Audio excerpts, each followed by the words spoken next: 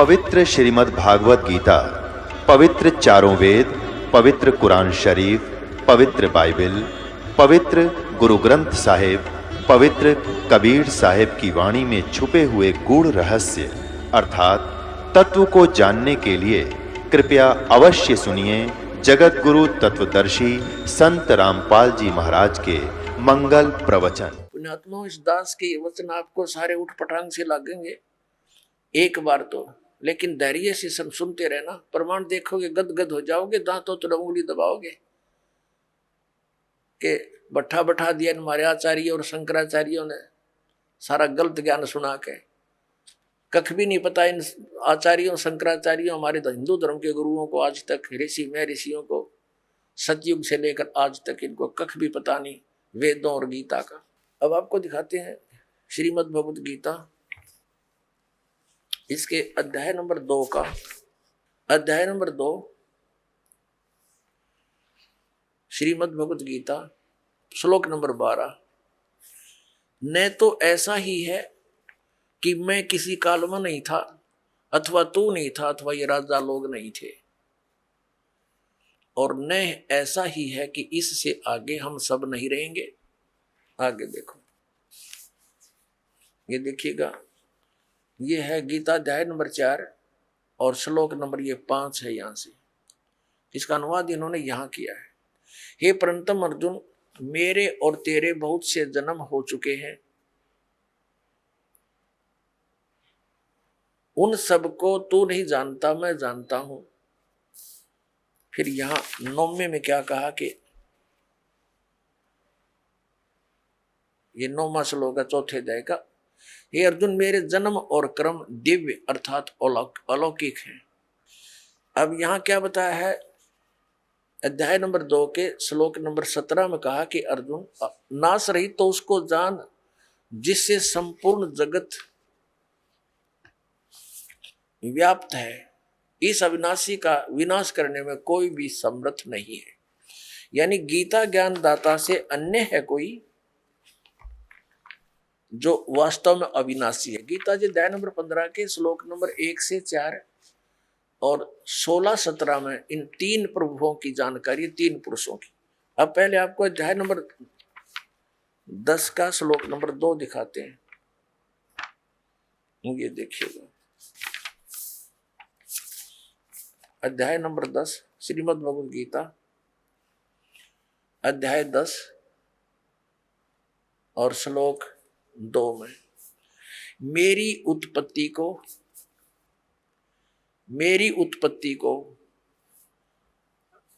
ये जो भी ये लिखते हैं प्रभाव माने उत्पत्ति को, न देवता लोग जानते हैं न मैं ऋषिजन ही जानते हैं, क्योंकि मैं सब प्रकार से देवताओं का और महर्षियों का आदि कारण। अब ये क्या स्पष्ट हो गया कि गीता ज्ञान दाता ये ब्रह्म है, सरपुरुष है। श्री कृष्ण जी में प्रवेश करके ये बोल रहा है, ये कहता है मेरा जन्म तो हुआ है, उत्पत्ति तो हुई है, लेकिन ये ब्रह्मा विष्णु महेश और ये ऋषि नहीं जानते, क्योंकि ये इससे ही उत्पन्न हुए हैं। ये इसकी संतान है। ब्रह्मा विष्णु महेश इस ब्रह्म के पुत्र हैं, और दुर्गा इन ब्रह्मा विष्णु महेश जी की माता है, श्री दुर्गा जी। अब गीता ज्ञान दाता ने, ब्रह्म ने स्पष्ट कर दिया कि मैं नाशवान हूं, मेरी तो जन्म मृत्यु होती है, तो इसके साधक की भी जन्म मृत्यु होगी, क्योंकि ब्रह्मलोक में जाएगा, और ब्रह्मलोक में गया हुआ प्राणी फिर जन्म मृत्यु में आता है। श्रीमद् भगवत गीता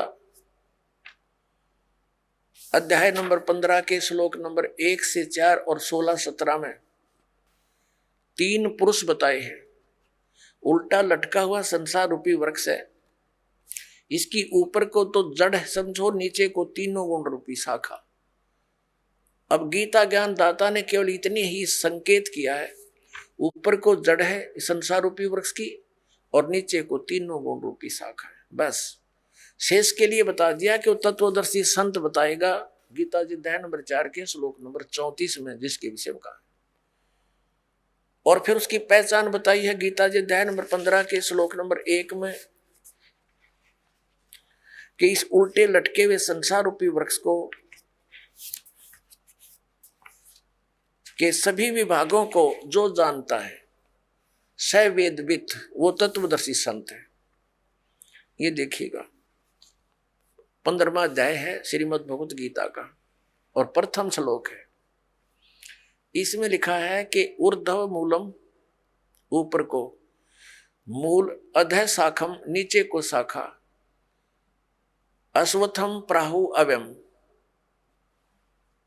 ये पीपल का, संसार रूपी पीपल का वृक्ष अविनाशी कहा है।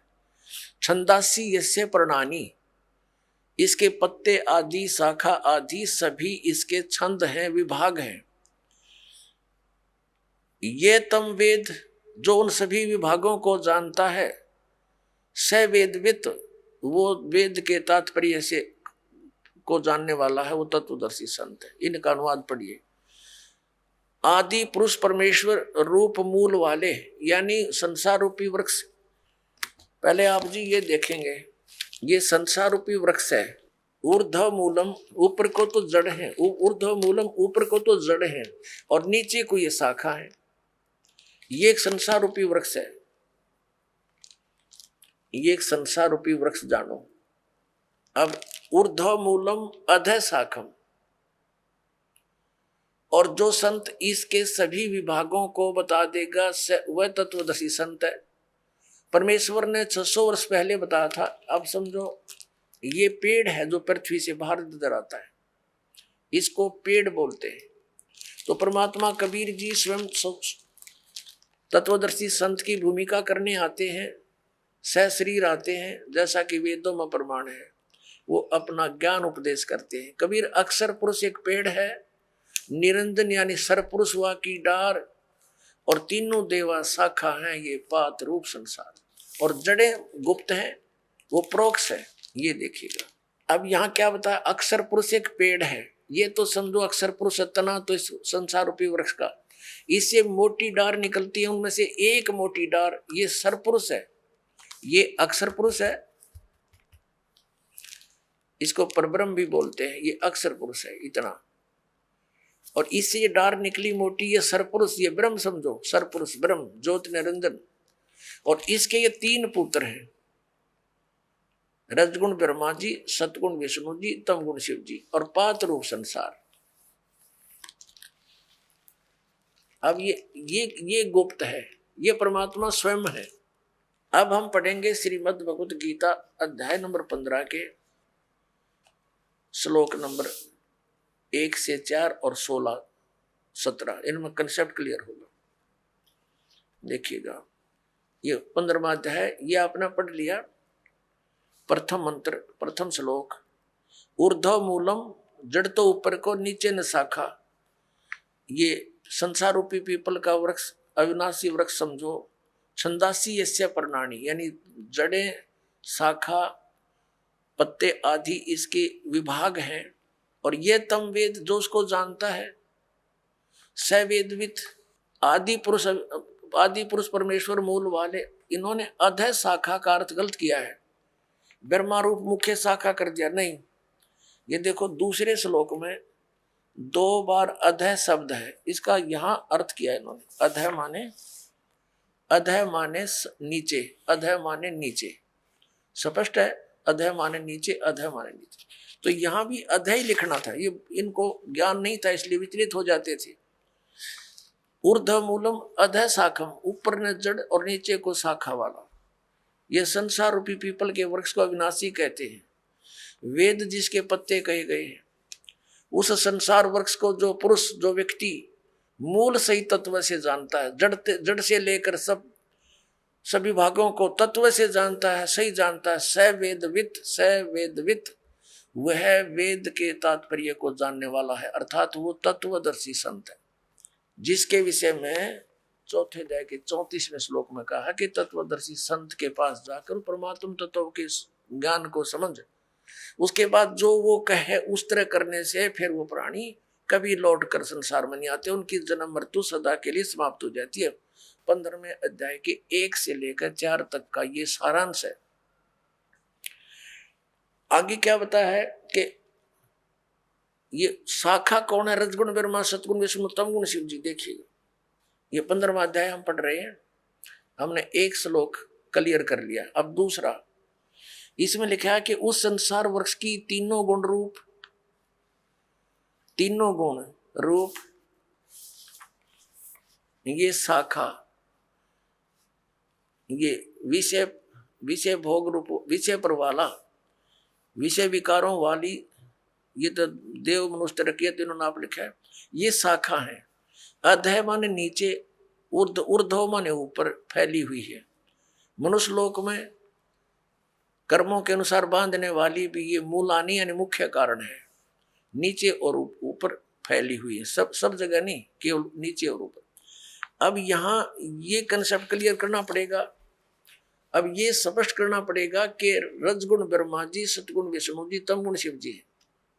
इसके लिए देखिएगा मार्कंडेय पुराण, ये मार्कंडेय पुराण, और ये कहाँ से प्रकाशित है?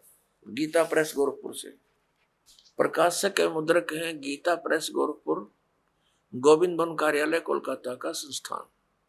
इसके 122-23 पृष्ठ पर दिखाते हैं आपको। ये देखिएगा, ये संक्षिप्त मार्कंडेय पुराण पृष्ठ 122 से हम प्रारंभ करेंगे। यहां लिखा है कि मार्कंडेय जी बोले, मार्कंडेय जी ज्ञान दे रहे हैं। अब हम 123 पर आ जाते हैं। 123 पर यहां आ गया, रजोगुण प्रधान ब्रह्मा, तमोगुण प्रधान रुद्र और सत्व प्रधान विश्व पालक विष्णु है। यही 3 देवता है और यही 3 गुण है। अपने आत्माओं, ये हमारे धर्म गुरु आचार्य शंकराचार्य मंडलेश्वर, इनमें से कुछ एक तो ठीक बताते हैं। जैसे इनसे कोई प्रश्न करता है कि क्या रजगुण ब्रह्मा, सतगुण विष्णु, तमगुण शिव जी हैं, जो बिल्कुल निष्पक्ष हैं, वो तो सही कह देते हैं कि हाँ बिल्कुल शास्त्रों में ऐसा ही लिखा है। और जो चतुरता दिखाते हैं, अपनी अज्ञानता का प्रतीक देते हैं, वो कहते हैं नहीं, ब्रह्मा विष्णु महेश कोई जड़ थोड़े ही है, और गुण तो जड़ है, लेकिन ये गुणी है, गुण नहीं है, गुणातीत है। बता अकल है इनमें। जैसे मिर्च है और मिर्च का गुण है मुंह जलाना। अब कोई नो कहे क्या मिर्च जो है मुंह जलाती है? वो कहे नहीं नहीं, मिर्च मुंह थोड़ा जलाती है, वो तो गुणी है, वो गुणों से रहित है। और मिर्च में गुण तो वही है, मुंह फूकने वाला। तो ऐसे ही ये चतुरता दिखाते हैं, क्योंकि इनका उद्देश्य ही जनता को भ्रमित करके अपना उल्लू सीधा रखना है। इनको जनता से कोई लेना देना नहीं, ऐसे व्यक्तियों को। लेकिन कुछ अच्छे भी हैं जो सच्चाई भी बताते हैं कि शास्त्रों में ऐसा ही लिखा है, शास्त्र आपके रूबरू और कराते हैं। ये देखिएगा श्रीमद् देवी भागवत हिंदी टीका सहित भाग 1, इसमें संस्कृत भी साथ में है। अथ देवी भागवतम सभाष टीकम सहमात्यम। अब खेमरा श्री कृष्ण दास प्रकाशन मुंबई, खेमरा श्री कृष्ण दास प्रकाशन मुंबई। अब इसके तीसरे स्कंद पर हम आगे हैं। अथ श्रीमद् देवी भागवते भाषा टीका युक्ते तृतीय स्कंद प्रारंभ थे। इसके तीसरे स्कंद के 11वें पृष्ठ पर हम पढ़ेंगे। ये 11वां पृष्ठ है, ये 5वां अध्याय है, इसका 8वां श्लोक है। भगवान शंकर अपनी माता दुर्गा से कह रहे, हे मातर, हे माता, यदि हमारे ऊपर सदा आप दया युक्त हो तो हमको तमोगुण में किस प्रकार प्रदान किया है? ब्रह्मा रजोगुण और हरि सतोगुण युक्त किए हैं। फिर संस्कृत देखो, ये संस्कृत भी पढ़ेंगे हम, क्योंकि अब हम शिक्षित हैं। यदि दया धर्मना न सदा अंबिके कथम अहम विहित, क्यों मैं रच दिया, क्यों बना दिया? तमोगुण, मुझे तमोगुण क्यों बना दिया? कमल जय, कमल से उत्पन्न होने वाले ब्रह्मा को रजोगुण संभव, क्यों रजोगुण उत्पन्न कर दिया? सुवित सुविहित किमो सतोगुण हरि, और विष्णु जी को आपने सतोगुण क्यों बना दिया? इति सिद्धम रजगुण ब्रह्मा सतगुण विष्णु तमगुण शिव जी।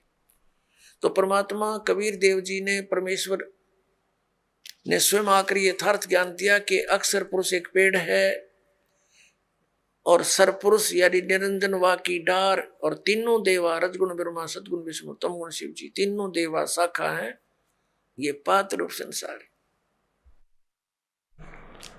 अब हम इस पवित्र गीता अध्याय नंबर 15 के श्लोक 1 से 4 और 16-17 को पढ़ेंगे। अब आसानी से समझ में आ जाएगा, कंसेप्ट क्लियर हो गया। तीनों गुण रजगुण ब्रह्मा है, सदगुण विष्णु तमगुण शिव जी। अब देखिए गीता अध्याय नंबर 15 का और श्लोक नंबर हम 2 पढ़ रहे हैं। उस संसार रूपी वृक्ष की तीनों गुण रूप रजगुण ब्रह्मा सतगुण विष्णु तमगुण शिव जी, ये विषय पर वाला शाखा। अब संस्कृत भी साथ पढ़ेंगे हम। ये तीनों शाखाएं हैं, विषय भोग तरह का ये शाखाएं, नीचे और ऊपर। अब नीचे और ऊपर कैसे? जैसे ये श्रीमद् भगवत गीता का ज्ञान पृथ्वी लोक पर बोला जा रहा था, नीचे पाताल लोक पर, ऊपर स्वर्ग लोक पर। इन 3 लोकों पर ही इन ब्रह्मा जी विष्णु जी और शिव जी का आधिपत्य है। यहां तक इनकी एक एक विभागीय मंत्री समझो, ये इन 3 लोकों पर, ऊपर स्वर्ग में नीचे पाताल तक इसकी इनकी रेंज है, इनकी जो है ना प्रभुता है, इनकी सीमा है सर्वत्र नहीं। ये देखिए नीचे और ऊपर, सर्वत्र नहीं, ऊपर फैली हुई है मनुष्य लोक में, और कर्मों के अनुसार बांधने वाली भी यही मुख्य कारण है। नीचे और ऊपर ये व्याप्त है। अब तीसरे में क्या बताया है कि इस संसार वृक्ष का गीता ज्ञान दाता ब्रह्म है, श्री कृष्ण जी में बोल रहा प्रवेश करके। और ये क्या बताता है कि संसार रूपी वृक्ष की जो मैं जानकारी इस अध्यात्म ज्ञान में दे रहा हूं गीता जी के डिस्कशन में, तेरी मेरी चर्चा में मैं कंप्लीट नहीं बता पाऊंगा, क्योंकि मुझे इसका पूर्ण ज्ञान नहीं है। देखना अध्याय नंबर 15 का श्लोक 3 पढ़ रहे हैं। इस संसार वृक्ष का स्वरूप, संसार वृक्ष का स्वरूप जैसा कहा है वैसा यहां विचार काल में तेरे मेरी चर्चा में गीता जी के डिस्कशन में नहीं पाया जाता। यानी मैं नहीं जानता इस पूरे संसार के आदि और अंत को, संसार रूपी वृक्ष के यानी सब ब्रह्मांडों के बारे में नहीं कंप्लीट जानता, क्योंकि न तो इसका आदि और न अंत, और तथा न इसकी अच्छी प्रकार से स्थिति है। इसलिए इस सुविरुद्ध मूलम यानी जड़ जो है वो परमात्मा है, वो अविनाशी है, उसका लोक भी अविनाशी है। अति दृढ़ मूल वाले यानी इस अविनाशी मूल वाले संसार रूपी पीपल के वृक्ष को दृढ़ माने दृढ़, असंग शस्त्रेण का अर्थ इन्होंने कर दिया वैराग रूप शस्त्र द्वारा नहीं, तत्व ज्ञान रूपी शस्त्र द्वारा काट कर यानी अच्छी तरह समझ कर। अब चौथे में क्या कहा है, 15वें अध्याय का 4था श्लोक। उसके पश्चात उस परम पद रूप परमेश्वर को भली भांति खोजना चाहिए, जिसमें गए हुए पुरुष फिर लौटकर संसार में नहीं आते, और जिस परमेश्वर से इस पुरातन संसार रूपी वृक्ष की प्रवृत्ति विस्तार को प्राप्त हुई है, उसी आदि पुरुष नारायण यानी परम अक्षर ब्रह्म की शरण में मैं हूं। इस प्रकार दृढ़ निश्चय करके उस परमेश्वर का ही मनन और निधि ध्यान करना चाहिए। अब इसमें क्या स्पष्ट हो गया कि गीता ज्ञान दाता कहता है कि मैं कंप्लीट नॉलेज नहीं रखता, और तत्वदर्शी संतों के पास जाकर उनको समझ, उसके पश्चात परमेश्वर के उस परम पद की खोज करनी चाहिए, जहां जाने के बाद साधक लौट कर फिर कभी संसार में नहीं आते, यानी उनका पूर्ण मोक्ष होता। गीता ज्ञान दाता अपनी स्थिति स्पष्ट करते हुए गीता अध्याय नंबर 2 के श्लोक 12 में, गीता जी अध्याय नंबर 4 के श्लोक 5 और 9 में, गीता अध्याय नंबर 10 के श्लोक नंबर 2 में स्पष्ट करता है कि अर्जुन तेरे और मेरे बहुत जन्म हो चुके हैं, तो नहीं जानता मैं जानता। इससे सिद्ध है कि ये तो नासवान है, स्पष्ट हुआ। और ये भी स्पष्ट हुआ कि ब्रह्म है जो गीता जी बोल रहा, श्री कृष्ण जी में इसका ओम नाम है। ओम नाम के जाप से ब्रह्मलोक प्राप्ति होती है। ब्रह्मलोक में गए हुए प्राणी भी जन्म मृत्यु में ही रहते हैं। तो ये ब्रह्म की साधना से भी मोक्ष प्राप्त नहीं हो सकता, वो स्थान प्राप्त नहीं हो सकता जहां जाने के बाद साधक कभी लौटकर संसार में नहीं आते। वो कौन है? वो परम अक्षर ब्रह्म की साधना करने से। जैसे गीता जी अध्याय नंबर 4 के श्लोक नंबर 25 से लेकर 30 तक गीता ज्ञानदाता ने कहा है, कोई तो देवताओं की पूजा करता है, कोई केवल तीक्ष्ण व्रत रखता है, जैसे इन अहिंसावादी व्रत रखता है, जैसे मुंह पर पट्टी बांध कर नंगे पैरों घूमना, और कुछ स्वाध्याय ही करते हैं, जैसे गीता जी का नित्य पाठ कर लेना, वेदों का अध्ययन करते रहना। कोई प्राणायाम करता है, कोई केवल हवन यज्ञ ही करते हैं, और सभी अपनी साधनाओं को पाप नाशक जानते हैं। यदि उनको ये पता चल जाए कि ये पाप नाशक नहीं है तो सब कोई ना करे उनको। ये साधक उसी समय तक उस साधना को कर रहा है जब कोई इसका पता नहीं कि सही नहीं है, तब छोड़ देगा उसी दिन। तो इसके लिए बताया कि चौथे अध्याय के 32वें श्लोक में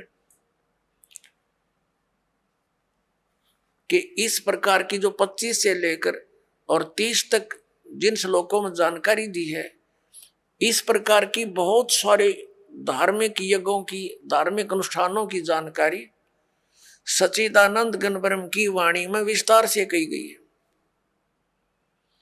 अब सच्चिदानंद ब्रह्म की वाणी, क्योंकि वो परमात्मा सतलोक से चलकर आता है, अपने मुख कमल से उपदेश देता है, ज्ञान सुनाता है, वो सूक्ष्म वेद होता है, वो तत्व ज्ञान होता है।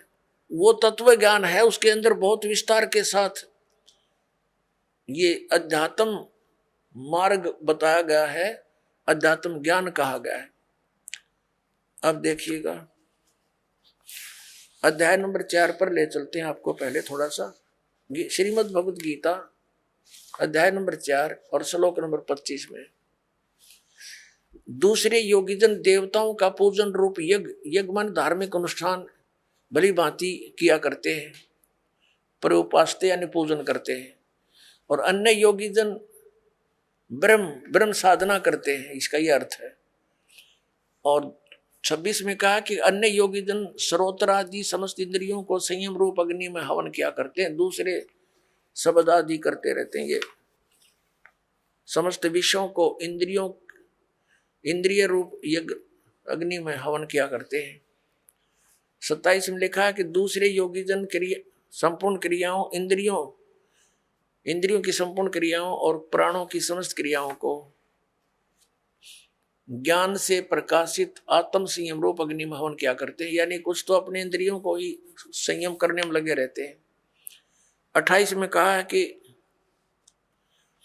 कई पुरुष द्रव्य संबंधी यज्ञ करते हैं, यानी कि तब भंडारे कर दिए, कांबड़ बांट दिए, कोई मंदिर बनवा दिया, इस तरह करते रहते हैं, और कुछ तपस्या करते रहते हैं। तो कहने का भाव ये है कि अब हम 32 पर आते हैं, अपने मतलब की बात लेते हैं।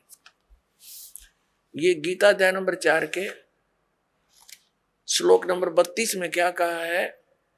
इसमें क्या है कि एवं बहुविधा यज्ञा वितता ब्रह्मणे मुखे, ये ब्रह्मणे शब्द लिखा है, यह इन्होंने अनुवाद गलत कर दिया। कर्मजान विदितान सर्वान एवं ज्ञातवा विमोक्ष से, इस प्रकार और भी बहुत तरह के यज्ञ माने धार्मिक अनुष्ठान ब्रह्मणे मुखे, इन्होंने वेद की वाणी में कर दिया, ये गलत कर दिया। यहां देखिएगा अध्याय नंबर 17 के और श्लोक नंबर 23 में यही ब्रह्मणे शब्द है इसके अंदर। श्रीमद् भगवद गीता अध्याय नंबर 17 का श्रीमद् भगवद गीता और श्लोक नंबर 23 में ओम तत्सत इति निर्देश है ब्रह्मणे तिर्विद समर्थ है ब्राह्मणा तेन वेदा च यज्ञा च विहिता पुरा। इसका अनुवाद इन्होंने क्या कि ओम तत् तत् सत सत, ओम तत्सत ऐसे ही है। 3 प्रकार का ब्रह्मणे माने सच्चिदानंद घन ब्रह्म का नाम कहा है। ब्रह्मणे का अर्थ सच्चिदानंद घन ब्रह्म समझो। अब यहां आ जाते हम फिर गीता जी के चौथे अध्याय के, हम फिर 32वें श्लोक में आते हैं। 32वें श्लोक में अब ये ब्रह्म ने जो मुख्य लिखा इन्होंने यहाँ गलत अनुवाद कर दिया। इस प्रकार बहुत तरह के यज्ञ सच्चिदानंद घन ब्रह्म की वाणी में विस्तार से कहे गए। ये तत्व ज्ञान है सच्चिदानंद घन ब्रह्म, यानी परम अक्षर ब्रह्म सतपुरुष कबीर साहब सतलोक से चल कर आते हैं और अच्छी आत्माओं को मिलते हैं, तत्व ज्ञान बताते हैं, फिर उनके द्वारा बोली गई कबीर वाणी लिपिबद्ध कर ली जाती है। तो उस कबीर वाणी में यानी सच्चिदानंद घन ब्रह्म की वाणी में जो उनके मुख कमल से बोली गई है, उसमें वो ज्ञान तत्व सब धार्मिक अनुष्ठानों की जानकारी पूर्ण रूप से विस्तार से कही गई है। वो तत्व ज्ञान है, उसको जानने के बाद फिर सभी कर्मों से मोक्ष प्राप्त हो जाता है। उस फिर चौथे अध्याय के 34वें श्लोक में कहा है, देखिएगा ये देखना, चौथे अध्याय का 32वां श्लोक कंप्लीट पढ़ते हैं, अब समझ में आएगा। इस प्रकार और भी बहुत तरह के यज्ञ माने धार्मिक अनुष्ठानों की जानकारी, ये सच्चिदानंद घन ब्रह्म की वाणी पढ़ना, इसको ये गलत लिखा, ब्रह्म माने वेद नहीं हो सकता, ब्रह्म न माने सच्चिदानंद घन ब्रह्म की वाणी यानी परम अक्षर ब्रह्म की वाणी, इसको तत्व ज्ञान भी कहते हैं। मैं विस्तार से कहे गए हैं। उन सब को तू कर्म जान, यानी नाम उठत नाम बैठत नाम सोत जाग बे, काम करते करते दैनिक कर्म करते करते उनका उसमें साधना होती है। कर्म जान शारीरिक मन इंद्रिय और शारीरिक क्रियाओं द्वारा संपन्न होने वाले हैं, वो उसमें लिखा वो काम करते करते क्रियाएं करते हैं। कर्म योग के द्वारा संपन्न होते हैं वो सब क्रियाएं। इस प्रकार तत्व से जानकर उनके अनुष्ठान द्वारा तो कर्म बंधन से सर्वथा मुक्त हो जाएगा। अपने आत्माओं चौथे अध्याय के 34वें श्लोक में बताया वो तत्व ज्ञान को, ये चौथे अध्याय का श्रीमद् भगवत गीता, ये 34वां श्लोक है। उस ज्ञान को जो सच्चिदानंद घन ब्रह्म ने यानी परमेश्वर ने स्वयं आकर जो ज्ञान दिया, सुख संवेद, वो तत्व ज्ञान वो उसकी वाणी में लिखा होता है। और वो तत्व ज्ञान केवल वो संत ही जानते हैं जो उससे परिचित है। तत्व ज्ञान और तत्वदर्शी संत गीता ज्ञान से अन्य ज्ञान रखता है। यदि तत्व ज्ञान की जानकारी ब्रह्म को होती तो एक अध्याय और लिख देता, उसको ये ज्ञान नहीं था। अब यहां देखो, अब 34 में कहा, गीता अध्याय नंबर 4 के श्लोक नंबर 34 में कहा कि उस ज्ञान को जो सच्चिदानंद घन ब्रह्म की वाणी में विस्तार से कहा गया है, तो तत्वदर्शी संतों के पास ज्ञानियों के पास जाकर समझ, उनको भली भांति दंडवत प्रणाम करने से और उनकी सेवा करने से, कपट छोड़कर सरलता पूर्वक प्रसन्न करने से वे परमात्म तत्व को भली भांति जानने वाले ज्ञानी महात्मा तुझे तत्व ज्ञान का उपदेश करेंगे। अपने आत्माओं, ये दास अब कहाँ लाना चाहता है आप जी को? गीता जी अध्याय नंबर 8 के श्लोक नंबर 1 में अर्जुन ने पूछा कि आप जी ने जो 7वें अध्याय के 29वें श्लोक में बताया है कि तत्ब्रह्म को जानकर और सारे धातुओं से परिचित, सब कर्मों से परिचित व्यक्ति केवल जरा और मरण से छूटने का प्रयत्न करता। जरा माने वृद्ध अवस्था और मरण माने मृत्यु। तो 8वें अध्याय के प्रथम मंत्र में पूछा वो किम तत्ब्रह्म, ये देखिएगा, ये है श्रीमद् भगवत गीता अध्याय नंबर 7 और श्लोक नंबर 29, ये 29। यहाँ इसकी केवल संस्कृत है, आगे इसका अनुवाद है। जरा मरण मोक्षाय, जरा माने बुढ़ापा, मरण माने मृत्यु, मोक्ष माने छुटकारा पाने के अर्थ। माम आश्रित यतंती ये ते ब्रह्म तत्विदु कृष्णम अध्यात्म कर्म च अखिलम। इसका अर्थ है कि माम आश्रित, मैंने जो तुझे बताया है इस ज्ञान को आश्रित जो कर लेगा, तत्वदर्शी संतों को खोज लेता है, वह जो जरा मरण मोक्ष से छूटने, मोक्ष के लिए, जरा मरण के मोक्ष के लिए ही यतंती प्रयत्न करते हैं, वे तत्ब्रह्म को और संपूर्ण वो तत्ब्रह्म को जानते हैं और सारे अध्यात्म ज्ञान को और सब कर्मों को से परिचित है। ये देखिएगा, यह अनुवाद है 7वें अध्याय के 29वें श्लोक का। जो मेरी शरण होकर आश्रित है, इसका अर्थ तो ये दास ने जो बताया वही सही है कि मेरे इस ज्ञान का आश्रय कर ले कि तत्वदर्शी संत की खोज कर ले, उसके बाद उससे प्राप्त ज्ञान के आधार से जो केवल जरा और मरण से छूटने का ही प्रयत्न करते हैं, वे उस तत्ब्रह्म से और सारे दात्म ज्ञान से और सब कर्मों से परिचित हैं। देखिए अब 7वें अध्याय का 29वां श्लोक हम गीता जी का पढ़ रहे हैं। जो मेरे आश्रित माने शरण होकर जरा और मरण, जरा माने वृद्धावस्था, मरण माने मृत्यु से छूटने के लिए यत्न करते हैं, वे उस ब्रह्म को और संपूर्ण अध्यात्म को, ये देखो उस तत् ब्रह्म उस ब्रह्म को, संपूर्ण अध्यात्म को और संपूर्ण कर्मों को जानते हैं। यहाँ 8वां अध्याय श्लोक होता प्रारंभ होता है। इसका प्रथम श्लोक है 8वें अध्याय का। इसमें पूछा है किम तत्ब्रह्म, आपने जिस इस तत्ब्रह्म के बारे में कहा है कि तत् ब्रह्म को, उस ब्रह्म को और सब संपूर्ण अध्यात्म को, संपूर्ण कर्मों को जानते हैं। यहाँ पूछा 8वें अध्याय के प्रथम श्लोक में किम तत्ब्रह्म और किम अध्यात्म, किम कर्म पुरुषोत्तम, किम अधिभूत च किम प्रोक्तम अधिदेवम किम उच्यते, इसका उत्तर दिया है 8वें अध्याय के 3 श्लोक में।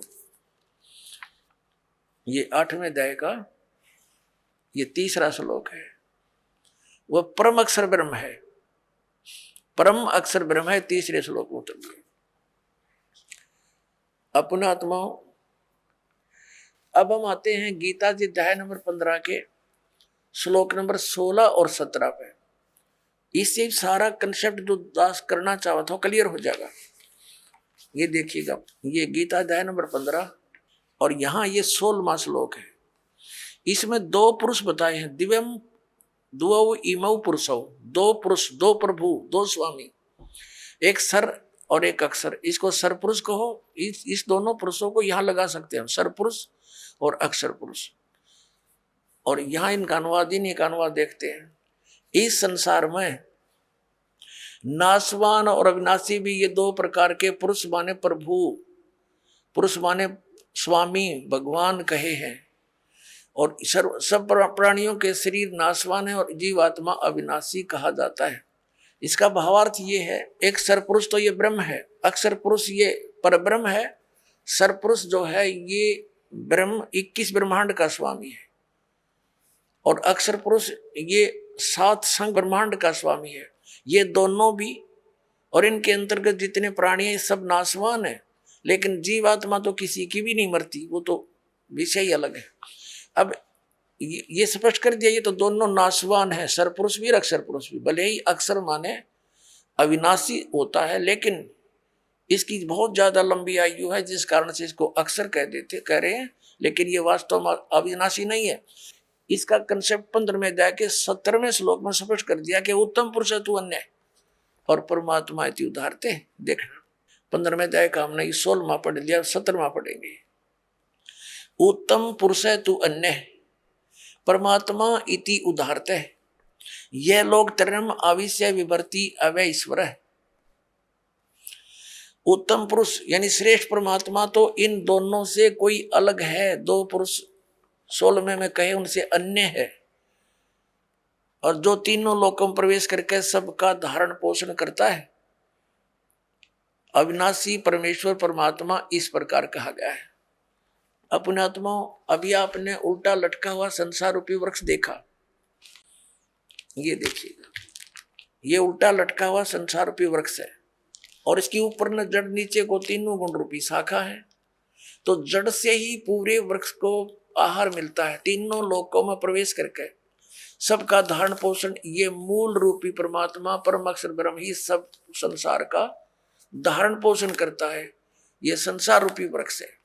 संसार रूपी वृक्ष की जो मूल है परम अक्षर ब्रह्म, ये देखो श्रीमद् भगवत गीता अध्याय नंबर हम 15 का और श्लोक नंबर हम ये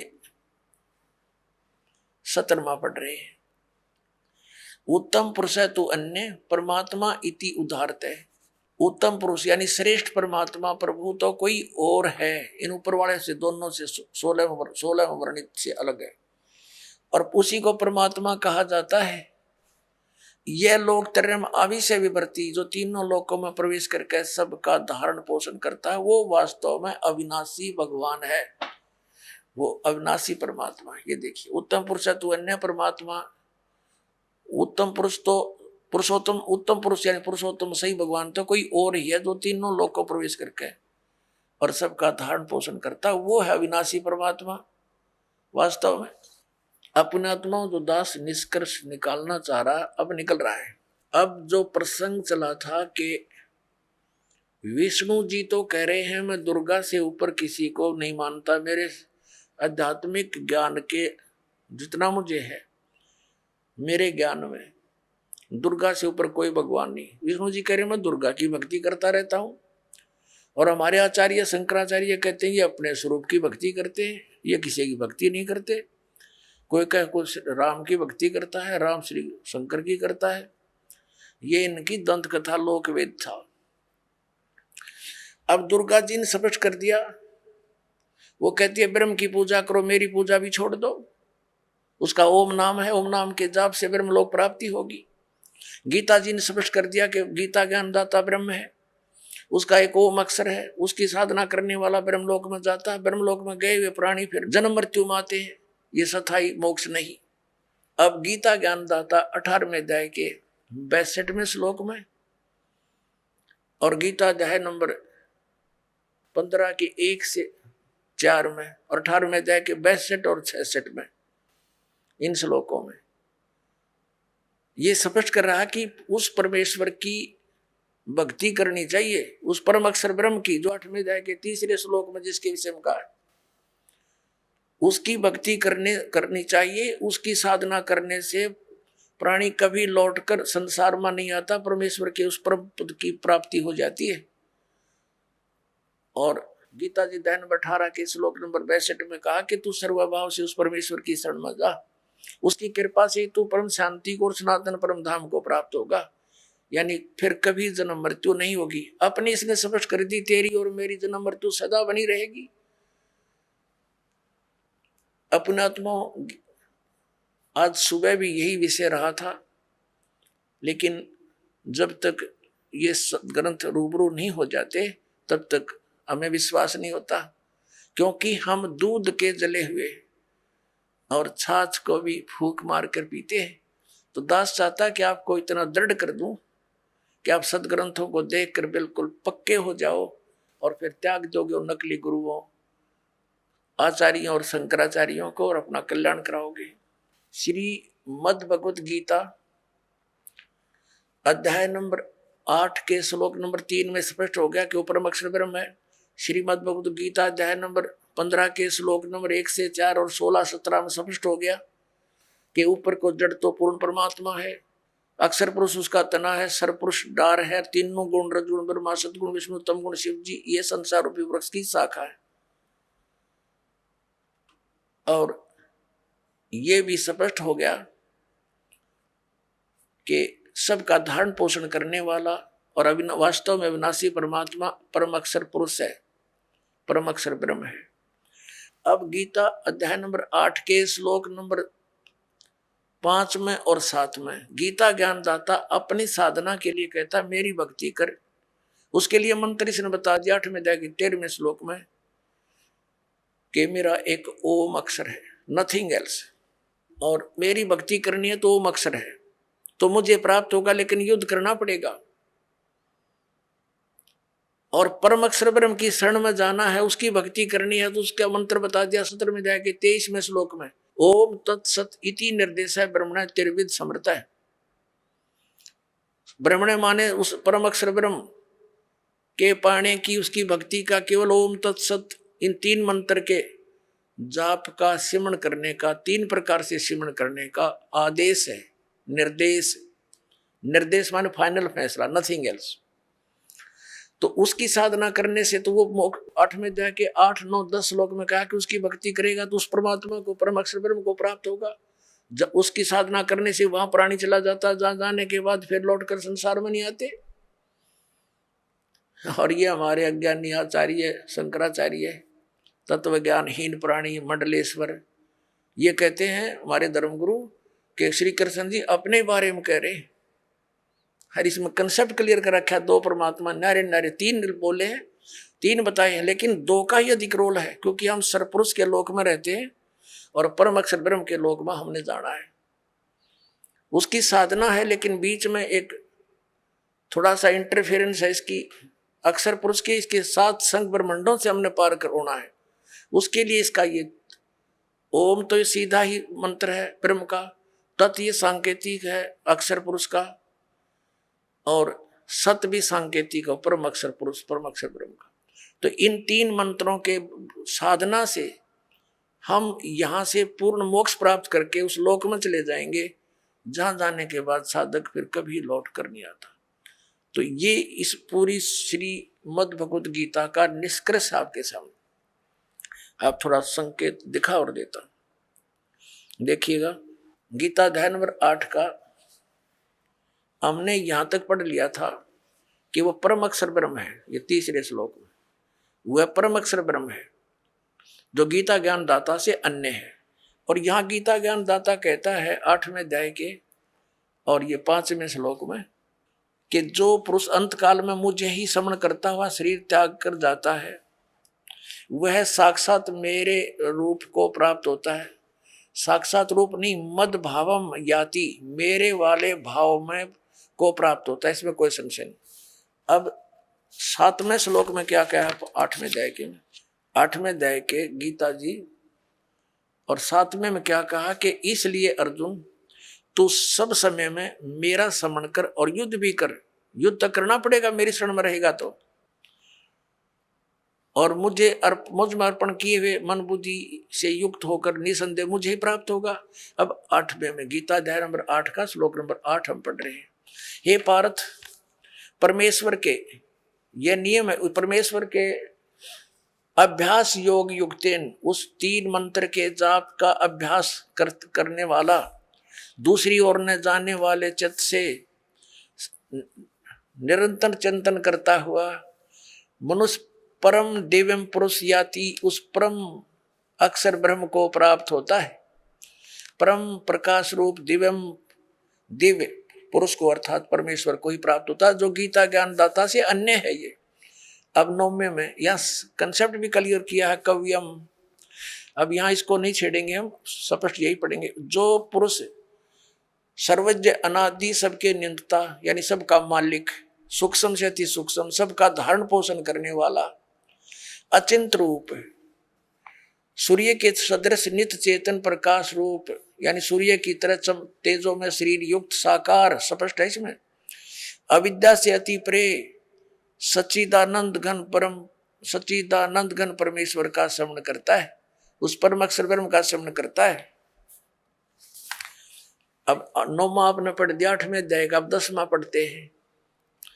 वह भक्ति युक्त पुरुष यानी 3 मंत्र के जाप करने वाला, जिसमें एक ओम है, 2 तत् और सत सांकेतिक है। वह भक्ति युक्त पुरुष अंत काल में योग बल से, योग माने साधना भक्ति की शक्ति से, भ्रकुटी के मध्य में प्राणों को अच्छी प्रकार स्थापित करके फिर निश्चल मन से स्मरण करता हुआ उस दिव्य रूप परम पुरुष परमात्मा को ही प्राप्त होता है। यानी गीता ज्ञान दाता से अन्य है वो परम अक्षर ब्रह्म, उसकी साधना करने वाला उसको प्राप्त होता है। और ये अज्ञानी आचार्य और ये शंकराचार्य हमारे धर्म गुरु कहते हैं, श्री कृष्ण जी अपने विषय में कह रहे हैं और कोई परमात्मा नहीं, और कोई नहीं है। इन्होंने आज 5500 वर्ष हो गए श्रीमद् भगवत गीता और पुराणों को और वेदों को लिपिबद्ध हुए, इन्हें कख नहीं पता इसके बारे में। आचार्य का अर्थ गुरु होता है और गुरु अध्यापक होता है, जो सिलेबस से पूरा परिचित हो, मास्टर हो। और जिसने कख नहीं पता वो काय का टीचर, काय का आचार्य। ये डबो दिया सारा देश, हिंदू समाज को इन्होंने भूत बनवा के फिर उनने की पूजा करवाते हैं, श्राद्ध निकलवा कर अपना पोषण करते हैं लोग। अपने आत्मा ये तो कंसेप्ट क्लियर हुआ कि श्रीमद् भगवत गीता अध्याय नंबर 18 के श्लोक नंबर 62 में और 66 में गीता ज्ञान दाता ब्रह्म है, सरपुरुष है, अपने से अन्य उस परम अक्षर ब्रह्म की शरण में जाने को कहता है। वो परम अक्षर ब्रह्म कौन है ये दास बताओगा। वो कबीर साहब है, वो काशी के अंदर धानक रूप में, जुल्हे रूप में आया था, जिसको एक कवि कह करके हमने उसका उनका इतिहास बंद कर रखा था। ये परम अक्षर ब्रह्म है। उन्होंने 600 वर्ष पहले वो ज्ञान दिया था जो आज हमारे सदग्रंथों में विद्यमान है। और ये हमारे आचार्य और शंकराचार्य श्री शंकर देव श्री विष्णु जी को अजन्मा, अजरो अमर, इनके कोई माता पिता नहीं बताते। और पुराणों के अंदर इनके इतिहास में लिखा कि इनके माता पिता हैं, इनकी जन्म मृत्यु होती है। आइए अब हम उन श्रद्धालुओं के अनुभव जानते हैं जो जगत गुरु तत्वदर्शी संत रामपाल जी महाराज जी से दीक्षा प्राप्त कर चुके हैं तथा उनके द्वारा बताए गए भक्ति मार्ग पर चल रहे हैं। सर नमस्कार। नमस्कार जी। सर क्या नाम है आप? मेरा नाम अनूप रावत है। अनूप जी कहाँ से आए हैं आप? मैं सल्ट अल्मोड़ा उत्तराखंड से आया हूँ जी। सर संत रामपाल जी महाराज से कब जुड़े आप? संत रामपाल जी महाराज जी से दास ने 2004 में दीक्षा ली थी। सर संत रामपाल जी महाराज से नाम दीक्षा लेने से पहले आप क्या भक्ति साधना करते थे? मैं जी कोई भक्ति उक्ति नहीं करता था। जो मेरे मम्मी पापा करते थे मैं बोलता था सब ये ढोंग है, और मैं तो शुरू से ही बचपन से ढूंढता था कि कुछ और है मामला, लेकिन मुझे पता नहीं था क्या है। सर संत रामपाल जी महाराज की शरण में कैसे आए?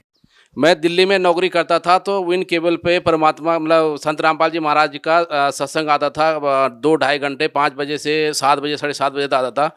मैंने वो सत्संग देखा। उससे पहले भी मैं कई और गुरुओं के सत्संग देखता रहता था, लेकिन वो उनको देखा मैंने कि वो नाटक जैसे कर रहे हैं, कोई अपनी वाणी का दिखा रहा है, कोई ड्रामा कर रहा है, कोई कुछ कर रहा है। लेकिन संत रामपाल जी महाराज जी का जो सत्संग आता था उसमें संत रामपाल जी महाराज वेदों को, गीता को और पुराणों को दिखाते थे कि ऐसा ऐसा है और इसमें इस भक्ति, उस परमात्मा की भक्ति करनी चाहिए थी। तो उसके बाद मैंने वो देखा, 2 साल तक लगातार 2002 से 2004 तक मैंने वो सत्संग देखा। पूरा मैंने एनालिसिस करा, और एनालिसिस करने के बाद वेदों में, गीता में, सभी शास्त्रों में प्रमाणित, इवन और भी जो उन्हें दिखाए, बाइबल दिखाया, उसके बाद गुरु ग्रंथ साहिब दिखाया, उनमें भी प्रमाण आया कि परमात्मा एक ही है और वो कबीर है। तो फिर मैंने डिसाइडेड करा कि ठीक है, मुझे उनको गुरु बनाना चाहिए, और मैं उनके पास रोहतक रोहता में गुरु बनाने के लिए चले गया। सर आज के दिन जो लोग भक्ति करते हैं वो किसी न किसी लाभ प्राप्त करने के लिए भक्ति करते हैं, जैसे आध्यात्मिक, भौतिक या मानसिक लाभ प्राप्त करने के लिए वो भक्ति करते हैं। तो सर आपने संत रामपाल जी महाराज से नाम दीक्षा क्यों ली? मैंने मोक्ष के लिए नाम लिया, और परमात्मा की दया से मैं थोड़ा बहुत रोजी रोटी तो कमा ही रहा था, दिल्ली में अपने परिवार का भरण पोषण करा था। लेकिन मैं मोक्ष के लिए मुझे वो लिया था क्योंकि थोड़ा मेरी संस्कृत सही थी। तो जितने भी हमारे आचार्य थे या शास्त्री थे जिन्होंने हमें पढ़ाया था, उन्होंने बोला था कि मोक्ष सबसे बड़ी बात होती है। मनुष्य योनि का एक ही मकसद है, मोक्ष प्राप्त करना। सर संत रामपाल जी महाराज की शरण में जो भी जाता है उनको आध्यात्मिक, भौतिक और मानसिक लाभ, कोई ना कोई लाभ तो जरूर होता है। सर आपको क्या लाभ मिले संत रामपाल जी महाराज की शरण में जाने के बाद? परमात्मा स्वरूप हमारे गुरुजी संत रामपाल जी महाराज जी से मुझे बहुत से लाभ हुए। सबसे पहले 2004 में जब मैंने मालिक से नाम उपदेश लिया तो मेरी गवर्नमेंट जॉब लगी। मैं स्वास्थ्य विभाग में उत्तराखंड में फार्मासिस्ट की पोस्ट पे आ गया, जबकि 13 साल से मैं ऐसे ही लटक रहा था। उसके बाद यहाँ पे नौकरी लगने के बाद परमात्मा की दया से परमात्मा ने मेरे को हल्द्वानी जैसी जगह में एक प्लॉट भी खरीदवाया। प्लॉट खरीदवाने के बाद मैंने उसमें आज 200 गज में अपना बहुत अच्छा परमात्मा ने मेरे को एक कोठी दे रखी है। ये मेरे को लाभ है। उसके बाद शारीरिक लाभ, मेरे को बहुत खांसी होती थी हर हमेशा, जब भी मौसम चेंज होता था मेरे नाक से नाक बहती रहती थी। और उसके बाद परमात्मा ने धीरे धीरे वो करके मैं जैसे साधना करता रहा तो वो भी मेरा ठीक हो गया। और उसके अलावा मैं बहुत से दारू पीता था, इतना दारू पीता था कि मेरे को किसी भी चीज़ का कोई कॉकटेल ही नहीं होता था। 2-3 टाइप अलग अलग टाइप की ब्रांड मिलाने के बाद भी कॉकटेल नहीं होता था, तो वो भी इतने पीता था, वो भी छूट गया मेरा। उसके बाद में बीड़ी सिगरेट पीने का तो चेन स्मोकर था। एक डॉक्टर ने मेरे को बोला था कि तुम्हें अपने दांत से या बीड़ी सिगरेट से, तो इसलिए मेरे को वो भी फ़ायदा रहा। उसके अलावा और भी कई आध्यात्मिक लाभ हुए, सांसारिक लाभ हुए और मानसिक लाभ हुए। मेरा मन आज की डेट में परमात्मा को संपूर्ण पाने के बाद बिल्कुल एकदम स्थिर हो गया है। सर जैसा कि देखा जाता है कि संत रामपाल जी महाराज से जो भी श्रद्धालु नाम दीक्षा लेता है उनको नशा मुक्त करने में संत रामपाल जी महाराज का विशेष योगदान होता है। सर जैसा कि आज के दिन सरकारें बड़ी बड़ी योजनाएं लागू करती है नशा मुक्त भारत बनाने के लिए, सर संत रामपाल जी महाराज ऐसी क्या दवाई देते हैं कि जो भी श्रद्धालु उनसे नाम दीक्षित होता है वो नशा छोड़ देता है? संत रामपाल जी महाराज जी हमें जो शास्त्र अनुकूल साधना बताते हैं, वो शास्त्र अनुकूल साधना से फायदा होता है। गीता में लिखा हुआ है कि भगवान बोलते हैं अर्जुन को, ये अर्जुन यदि शास्त्र विधि पूजा करेगा तो तेरे को सब लाभ होगा, और जो व्यक्ति शास्त्र अनुकूल साधना नहीं करता है उसको कोई लाभ नहीं होता। तो परमात्मा हमको शास्त्र अनुकूल साधना बताते हैं, और उस शास्त्र अनुकूल साधना से जो लाभ इंसान चाहता है, हर आदमी बीड़ी खूब पीता है लेकिन बोलता है मैं छोड़ना चाहता हूँ, दारू खूब पीता है कहता है यार मैं छोड़ना चाहता हूँ, तो परमात्मा वो इच्छा उसकी उस शास्त्र अनुकूल साधना से, उन मंत्रों के सिमरन से वो पूरी हो जाती है। परमात्मा ऐसा कोई जादू टोना कुछ नहीं करते, कोई झाड़ फूक नहीं लगाते। परमात्मा एक्चुअल भक्ति बताते हैं जो वेदों में, गीता में और पुराणों में लिखी हुई है। सर आपने अभी मंत्र सिमरन की बात कही। यदि आज के दिन देखा जाए तो हिंदुस्तान के लोगों की सोच ये हो गई है कि मंत्रों के जाप करने से किसी भी व्यक्ति का कैंसर जैसी बीमारी कैसे ठीक हो सकती है, एड्स जैसी बीमारी कैसे ठीक हो सकती है। तो ये क्या कारण है कि आज के दिन लोगों का भक्ति से विश्वास उठ गया है, लोगों का विश्वास साइंस की तरफ ज़्यादा हो गया है? परमात्मा बोलते हैं कि जैसे कबीरदास जी के लिए उसमें लिखा हुआ है, वेदों में लिखा हुआ है कि कबीर अंगारी ऐसी बम्बारी ऐसी रितधामा स्वरज्योति ऐसी, कि वो जो कबीर जो है वो अंगारी ऐसी माने पाप के पाप को भी काटने वाला है, बम्बारी ऐसी माने बंधनों के बंधन को भी छुड़ाने वाला है, और रितधाम वो रितधाम में रहता है। लेकिन मोस्टली जितने भी भक्ति करते हैं या समझते हैं वो सोचते हैं कि परमात्मा निराकार है और उससे उनको लाभ नहीं हो पा रहा। लेकिन यदि वो शास्त्र अनुकूल साधना करेंगे और एक्चुअल मार्ग पे चलेंगे, क्योंकि वो सही रास्ते पे है ही नहीं। यदि कोई बच्चा स्कूल न जाके कहीं दूसरी जगह जाएगा तो उसका रिजल्ट खराब ही होगा। तो इसलिए जो सही भक्ति करेगा और अपनी उन साधनाओं का, मंत्रों का जो सिमरन लिखा हुआ है वेद और गीता उनमें शास्त्रों में, तो तभी उसको फायदा होगा। अदरवाइज उसके अलावा फायदा नहीं होना है, क्योंकि साफ लिखा हुआ गीता में कि शास्त्र अनुकूल जो भक्ति नहीं करता उसको कोई लाभ नहीं होता, उसकी कोई मुक्ति नहीं है और उसको कोई फायदा होना नहीं। सर एक बात ये भी जहन में आती है कि आज तक किसी भी संत ने शास्त्रों के अनुसार भक्ति बताई ही नहीं या लोगों को समझ में नहीं आई। ऐसा क्या है कि संत रामपाल जी महाराज ही केवल शास्त्रों के अनुसार भक्ति बताते हैं? इतने सारे धर्मगुरु हैं, लाखों की तादाद में उनके समर्थक भी हैं, वो क्यों नहीं शास्त्रों के अनुसार भक्ति बताते? जो और धर्मगुरु हैं इनको कुछ पता ही नहीं था। इनका जो भी पुराना लगा हुआ था, जैसे कि हम गांव में कोई भक्ति करते हैं जी, ठीक है मेरे दादा ने ऐसे बताया था, मेरे उनने ऐसा बताया था, हम तो इतने टाइम से कर रहे हैं, क्योंकि उनको खुद पता नहीं था तो वो अपने अनुयायी को क्या बताते हैं। वो तो महिमा के भूखे होने के कारण आज भी अपने अनुयायी को बरगला रहे हैं कि तुम किसी और गुरु के शरण में मत जाना, दूसरा गुरु नहीं बदलना चाहिए।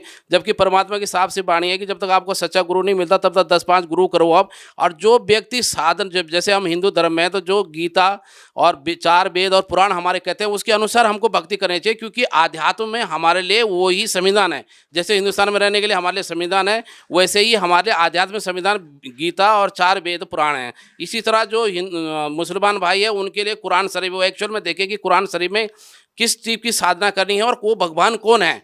इसी तरह से बाइबल में साफ लिखा हुआ है कि परमात्मा सशरीर है और उसने 6 दिन में सृष्टि रची है और 7 दिन में तख्त पर जा बैठा। लेकिन उनको नहीं पता एक्चुअल में जो हमारे वेद हैं या जो गीता है, जो पुराण है, जो बाइबल है, पवित्र बाइबल है, पवित्र गुरु ग्रंथ साहिब है और पवित्र कुरान शरीफ है, उसमें जो गूढ़ रहस्य हैं उनको, जो ये धर्म के वो व्यक्ति हैं या जो धर्म के साधक हैं उनको पता नहीं है कि इसके अंदर एक्चुअल गूढ़ रहस्य कौन है और किस भगवान की पूजा का उसमें संकेत दिया गया है।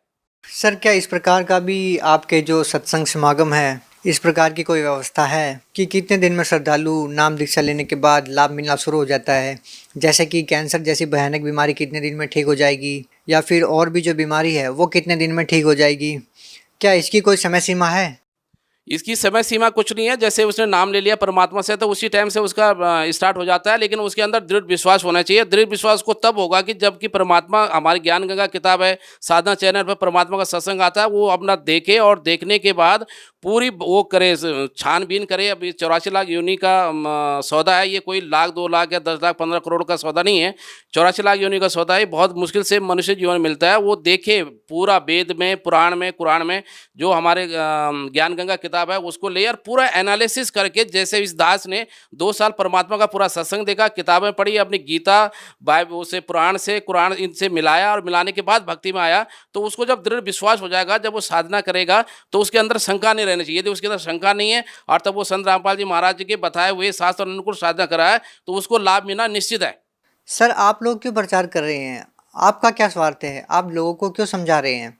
ऐसा है कि ये हम काल के जाल में फंसे हुए हैं। हम गीता में परमात्मा ने सृष्टि रचना के बारे में बताया, हम काल के जाल में फंसे हैं। ये कभी हमें गधा, कभी कुत्ता, कभी घोड़ा, कभी सूअर बनाता है और कभी मनुष्य योनि देता है, वो परमात्मा की दया से।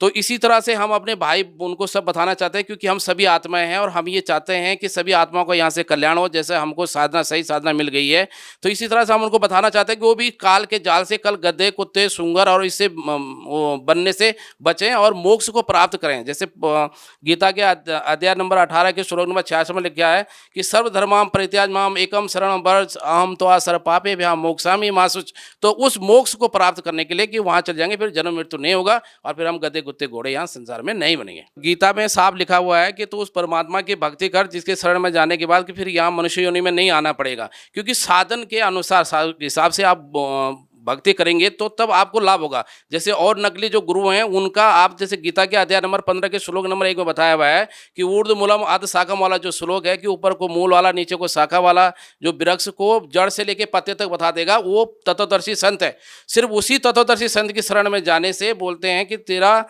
ये मोक्ष कट सकता है, मोक्ष हो सकता है और रोग कट सकते हैं। सर, ये लोग कैसे डिसाइड करें कि कौन शास्त्र के अनुसार भक्ति बता रहा है और कौन शास्त्र के अनुसार भक्ति नहीं बता रहा? इसके लिए हमारे जितने भी धर्म ग्रंथ हैं, जैसे मान लीजिए हम हिंदू धर्म में हैं तो हमारे लिए 4 वेद और गीता इसके लिए प्रमाण है। जो पुराणों के अंदर जो गीता का ज्ञान है वो हमारे लिए प्रमाण है। जैसे उसमें मुस्लिम धर्म में हमारे भाई लोग हैं तो उनके लिए पवित्र कुरान शरीफ में जो साफ लिखा है वो अपनी कुरान शरीफ को एक बार फिर से पढ़ें कि किस भगवान कौन है, किधर को इशारा है। उसके बाद हमारे सिख भाई जो हैं वो अपने पवित्र गुरु ग्रंथ साहिब को पढ़ें कि उसमें गुरु नानक जी ने किस परमात्मा की तरफ को संकेत किया कि वो परमात्मा कौन है। उसके बाद ऐसे ही बाइबल में वो समझें कि वो परमात्मा कौन है और कैसे आता है और कैसे उसके लक्षण होते हैं। तो उस लक्षण से उसमें साफ बताया तो उससे उसको परमात्मा मिल सकता है। ये आडंबर से या मनमुखी साधना से या जो लोक वेद के हिसाब से ऐसा कुछ नहीं होगा। देखा देखी से, शास्त्र के प्रमाण से ही वो आगे अपनी मुक्ति पा सकता है। सर, भगत समाज को क्या संदेश देना चाहेंगे? ये दास भगत समाज को ये देना चाहता है कि भवनाम जन्मानाम अंते ज्ञानवान माम प्रपदे वासुदेव सर्वमति सहमात्मा सुदुर्लभे। इसमें गीता में साफ कहा है कि बहुत जन्मों के अंत में मनुष्य जन्म मिलता है और उसके बाद भी मेरे जो ज्ञानी आत्मा होता है, जो कि ज्ञान को समझता है या कलेक्ट करता है पूरे अपने जीवन के लिए कि कैसे मोक्ष होगा, ज्ञानी आत्मा मुझे जानता है कि मैं कौन हूँ। और वासुदेव सर्वमति सहमात्मा सुदुर्लभे कि वो सच्चिदानंद घन ब्रह्म ही सब कुछ है, जिसने जो कि देवों के ऊपर भी देव है, यानी वासुदेव है, देवों के भी ऊपर देव है।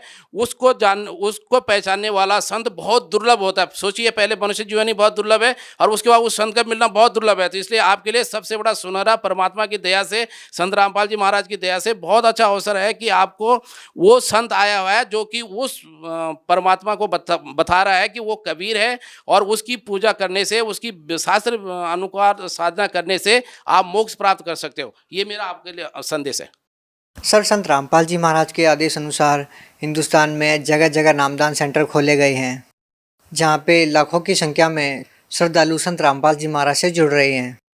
यदि बात करें उत्तराखंड की, तो उत्तराखंड में संत रामपाल जी महाराज से जुड़ने के लिए कौन कौन से स्थान हैं जहाँ पर जाकर के श्रद्धालु संत रामपाल जी महाराज से नाम दीक्षा प्राप्त कर सकते हैं? परमात्मा स्वरूप हमारे सदगुरु रामपाल जी महाराज जी की दया से हमारे पास रुड़की में एक नामदान केंद्र है, देहरादून में नामदान केंद्र है, श्रीनगर गढ़वाल में हमारे पास नामदान केंद्र है और बागेश्वर भेटा में हमारे पास एक नामदान केंद्र है। उसके बाद हल्द्वानी में एक नामदान केंद्र है और काशीपुर में एक नामदान केंद्र है। इसके अलावा भी जो भक्त कहीं और बाहर के हैं, जैसे टीवी पे हमारा सत्संग, परमात्मा का सत्संग चलता है संत रामपाल जी महाराज जी का, उसके नीचे एक पीली पट्टी आती है, उसके अंदर जो भी नंबर होते हैं उन नंबर पर आप फ़ोन करके अपनी जगह का नामदान केंद्र और दीक्षा केंद्र आप जान सकते हैं, उससे आप जानकारी प्राप्त कर सकते हैं। और साथ में मुफ्त में यदि आपको ज्ञान गंगा चाहिए, आपके पास अभी तक ज्ञान गंगा नहीं पहुंची है, तो वो आप ले सकते हैं। जी, बहुत बहुत धन्यवाद सर साहब जी।